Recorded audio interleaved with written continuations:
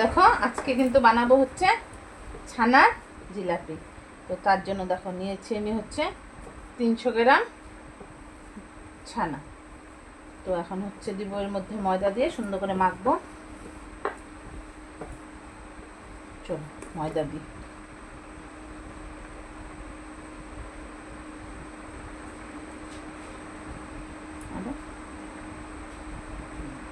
হবে না? তো চলো হচ্ছে আর একটু দিব।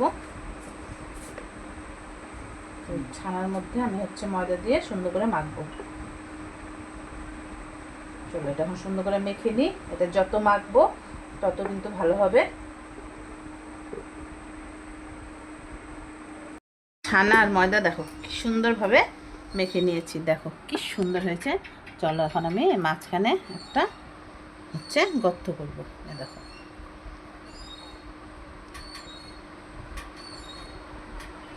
দেখো গর্ত করলাম। তো এর মধ্যে দিয়ে দিব আমি হচ্ছে অল্প সাদা তেল দিব। দেখো সাদা তেল অল্প দিয়ে দিই।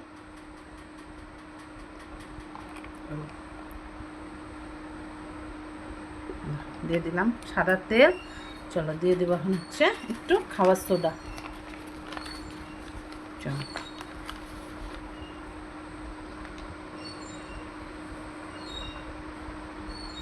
চলো আর একটু দিই হচ্ছে। চলো এখন দিব এর মধ্যে একটু বড় এলাচের গুঁড়া। এই তো দেখো আমি কিন্তু বড় এলাচের গুঁড়া আমি আগের থেকে করে রেখেছি। তো এই দেখো আমি এতটুকু বড় এলাচের গুঁড়া দিয়ে দিলাম।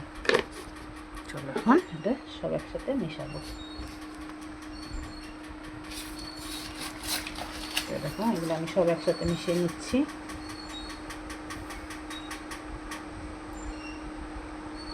তো এই ছানার জিলাপি তো ফার্স্ট টাইম করব।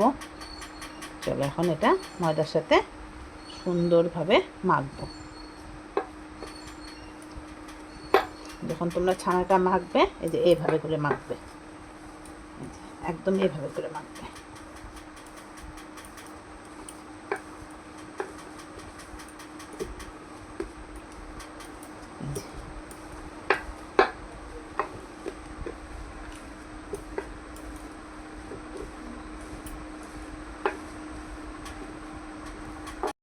এটা হচ্ছে 3 ভাগ করব। 3 ভাগ করে নিলাম। এখন এর থেকে সুন্দর করে গুছি কাটি, এই যে লুচির মতো। ছানাটা এইভাবে এই যে এতটা লম্বা করবে, করে এইভাবে একটা জাতা দিলে এইভাবে করে নিয়ে আসে। এই দেখো হ্যাঁ আর দুটো দেখাই তোমাদের, তাহলে তোমরাও করতে পারবে।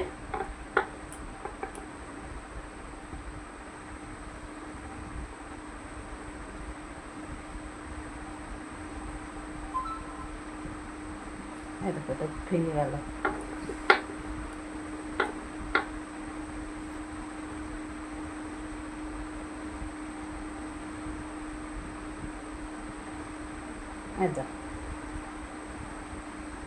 এভাবে করে আমি সবগুলো বানাই।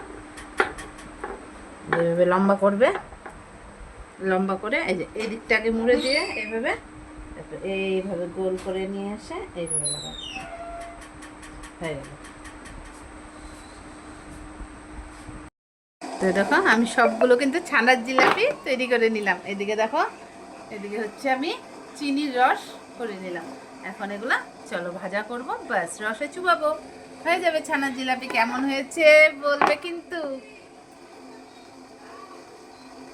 চলো এখন একটা একটা করে ভাজবো।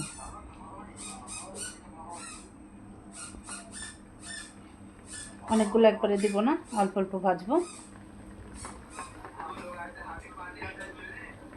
5টা করেই দিই।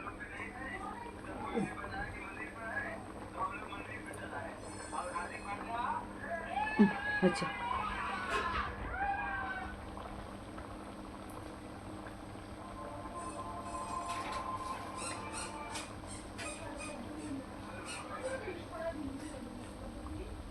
লাল করে ভাজতে হবে, একদম লাল, কিন্তু পুড়া যাবে না, আবার একদম কাঁচা রাখা যাবে না।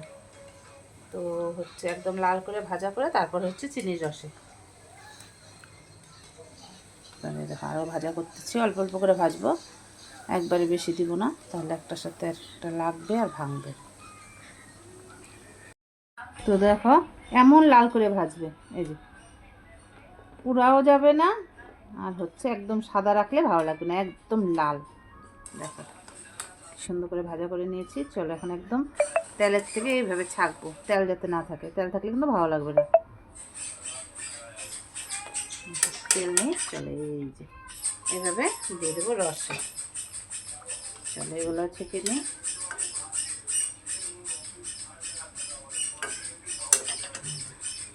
দিয়ে দিলাম গরম রসে, আরও ভাজবো।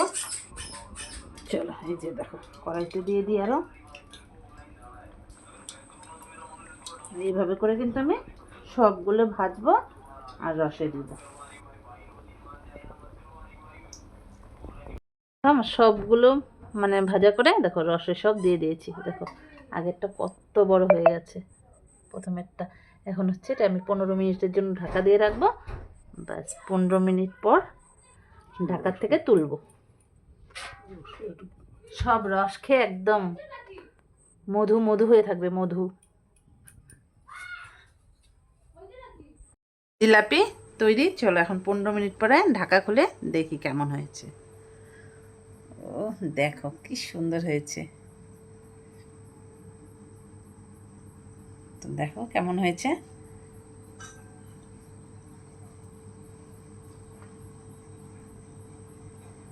তো দেখো কেমন হয়েছে, তুলে দেখাই তোমাদের। দেখো রসে একদম টুপটুপা। তো কে কে খাবে চলে আসো, আর কেমন হয়েছে বলবে, কেমন হয়েছে বলবে, আর কে কে খাবে চলে আসো, এখনো কিন্তু গরম।